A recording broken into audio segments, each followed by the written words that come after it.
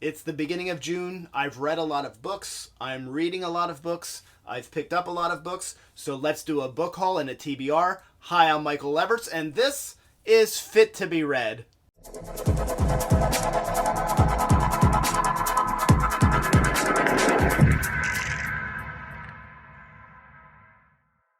I'm going to start this off with one from my immediate TBR, and this is Empire Star by Samuel R. Delany. This is a really short novella, and I'm starting off with this one because I'm going to do a time travel week soon, and I'm going to do it similarly to what I did a few weeks ago when I did Cyberpunk Week. If you remember when I did Cyberpunk Week, or if you were paying attention, I did 5 days in a row of Cyberpunk-themed episodes.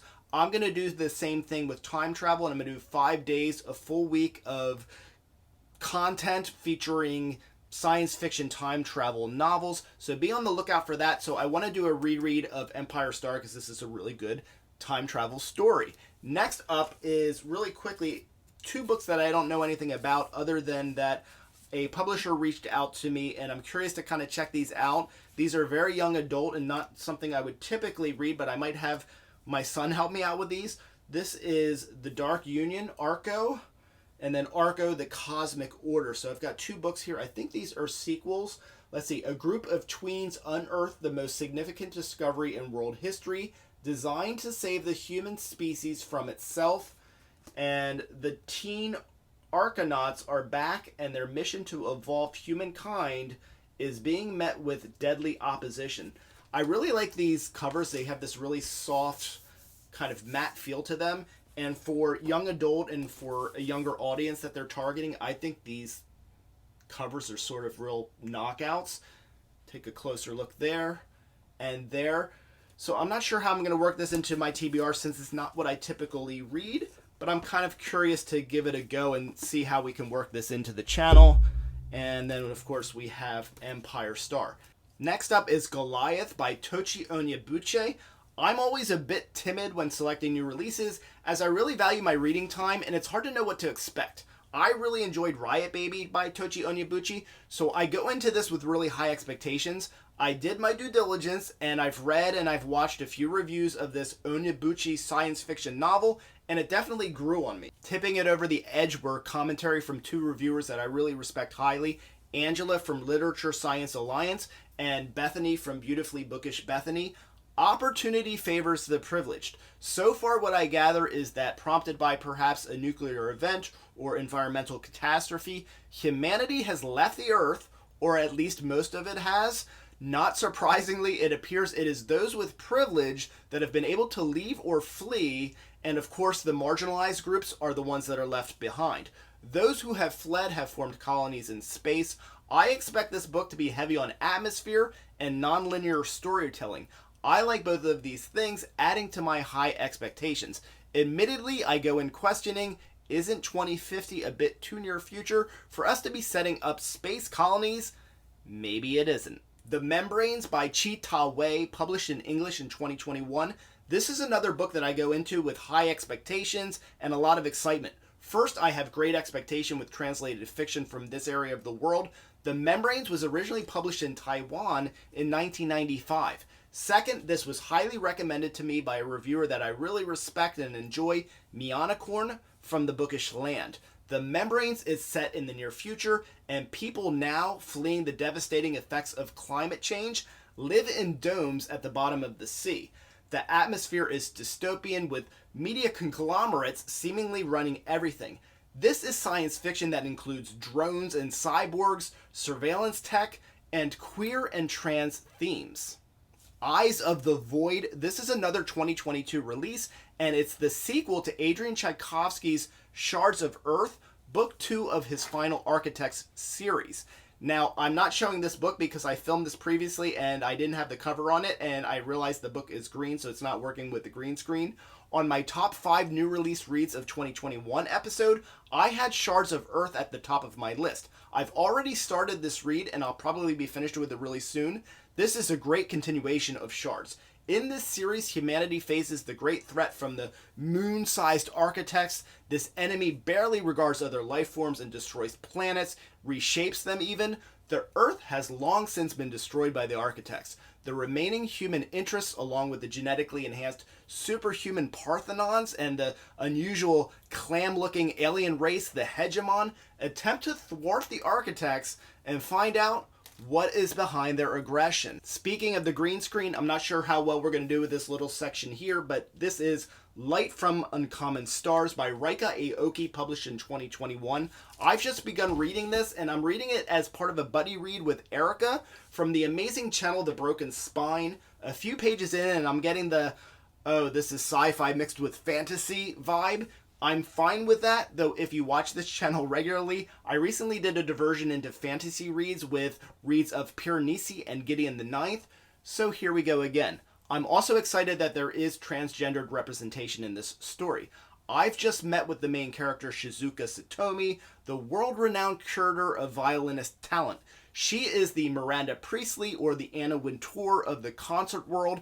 She's on a quest to find the next big thing, the next great raw talent. The twist, though, is that she has an ulterior motive that involves delivering their souls to, I don't know, the devil, I think. I'm definitely seeing fantasy before seeing anything science fiction, but it does say in the synopsis for the book that there is a retired starship captain and interstellar refugee that she eventually meets. So let's get this party started on a Saturday night.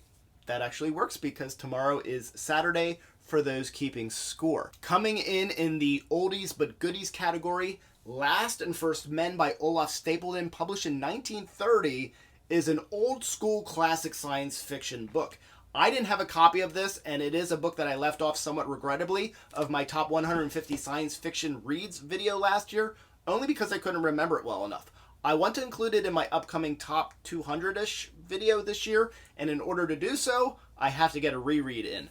This story is told from the perspective of the whole of humanity. Humanity is basically all boiled down or mashed up into one full and complete intelligence. From this intelligence is told the history of the future, a history spanning billions of years. Like the next book on my list, it's as much a guided meditation as it is a story. Next up, Star Maker by Olaf Stapledon, published in 1937. This has been described as more ambitious than Last and First Men. That's quite a statement. I mean, dear viewer, did you hear the part where I said history of the future spanning billions of years? This one goes, what, 5 billion years, I think? I'm not an audiobook guy, but this is one that I could imagine being, revisiting this well again, a guided meditation. The prose is gorgeous, following a man who is whisked off into the universe and the stars, and we follow the incredible journey through and around them. Delphine Descents is a novel by Darrel William Moore. Moore is the on-air talent of a science fiction booktube channel that I subscribed to about a year ago. I really enjoy his science fiction content, and I'd recommend his channel FiOdyssey strongly for science fiction fans. Until recently, I wasn't aware that he's also an author. I looked up the book and I read a few reviews, but what hooked me and enticed me to buy the book was this declaration from Moore. I enjoy exploring mind-blowing concepts and creating complex characters, and then putting them through the shit. I don't believe in characters getting an easy time. That's right up my alley. Put those characters through the shit, no passes. I'm excited to eventually read this. In Descents, the protagonist, Catherine Martin, is driven by vengeance born from the occupation of her home world and the murder of her family. Benefiting from a case of mistaken identity, she finds herself on a path towards unimaginable power and riches if she can play the game. The Chrono Car is a 2015 novella by Steve Bellinger. So many in this haul and TBR come from recommendations from friends. My friend Peter at P English Literature recommended to me The Chrono Car, a very interesting science fiction time travel story. After reading an article in the Negro Journal of Science, Tony, a student, develops a time machine. Among other things like concerns about what you do in the past can impact the future, the book also delivers interesting and poignant historical fiction, as Tony's arrival in 1920s Chicago is met with race riots, establishing an atmosphere not often visited in science fiction. Samuel R. Delany's Out of the Dead City, originally published in 1963, this was only Delany's second novel, and it shows. It's not as elevated as his later work, but it is fun. This is Delany in full pulp mode, Out of the Dead City is set in a dark, far future, post-apocalyptic dystopia. I can do a fuller review of this upon reread, but the main gist is that man is pretty much trapped and living in a coastal area. They're blocked in by radiation on one side and the sea on the other. The society is basically feudalist. There's a threat of war with whatever it is that somehow lives beyond the barriers. Not surprisingly for Delaney, the story is pretty trippy and it's very entertaining, and the action is solid and consistent. The end was, let's say, wackadoo. This isn't a book for everyone, but it is for me. Finally is How High We Go in the Dark by Sequoia Nagamatsu, published in 2022. This is a new release. The 2022 sci-fi titles that I've heard the most buzz about were Goliath and How High We Go in the Dark. So I picked them both up. I haven't really set my attention to this one yet, but I figured I'd want to have it around. Climate change, discrimination, genetics, cryogenics, and virtual reality are all elements that I like to see in my science fiction reads. Apparently, this novel features all of this, which, if executed correctly, could be great.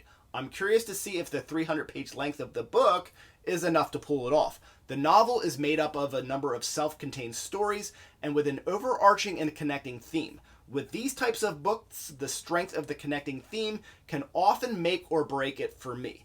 Thank you for watching today. I'm Michael Levers, and this is Fit to be Read.